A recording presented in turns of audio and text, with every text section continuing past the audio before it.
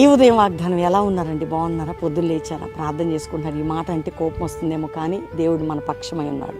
ఆయన మనల్ని విడువడు, ఎడబాయడు. నిన్ను నన్ను ప్రేమించే దేవుడు, నీ పక్షమై నా పక్షమై ఉన్న దేవుడు, నిత్యము కాపాడే దేవుడు, క్షేమం ఇచ్చే దేవుడు. దేవుడు ఎప్పుడు కూడా అన్యాయం చేయడు. ఏ విషయంలో భయపడకు, అన్నిటిని కూడా సమాధానం ఇస్తాడు. యెషయా గ్రంథం 41వ అధ్యాయం 12వ వచనంలో అంటే, నీతో యుద్ధము చేయవారు మాయమైపోవద్దు, అభావులవుదురు. ఎవరైనా నీ పైన గెలవడానికి కష్టమండి.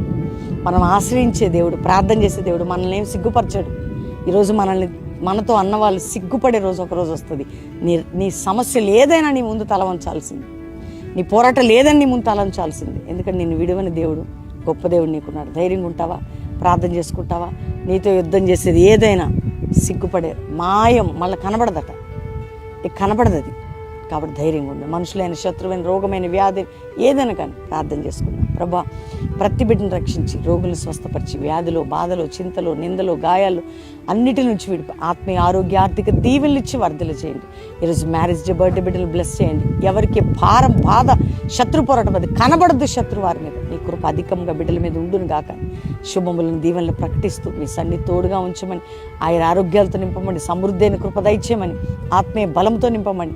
అంతేకాక ప్రభా, ఈరోజు ప్రతి కుటుంబానికి శత్రు పోరాటాన్ని విడిపించినామని గొప్ప చేసుకోమని యేసు నామములో అడుగుచున్నాం తండ్రి, amen. Pastor Praveen official Insta follow అవ్వండి. వాగ్దానం లైక్ చేసి షేర్ చేయండి. నీ చేయి విడువడు అనే పాట త్వరలో రిలీజ్ కాబోతుంది పాస్టర్ ప్రవీణ్ యూట్యూబ్ ఛానల్లో. ప్రతి సాటర్డే బెల్లంపల్లిలో సాటర్డే ఈవినింగ్ మీటింగ్, ప్రామిస్ ల్యాండ్లో ఈ సాటర్డే ఈవినింగ్ మీటింగ్, సండే 3 ఆరాధనలు అక్కడెక్కడ ఉంటాయి. ప్రార్థనాపూర్వకంగా పాల్పొందండి. God bless you. ప్రైజ్.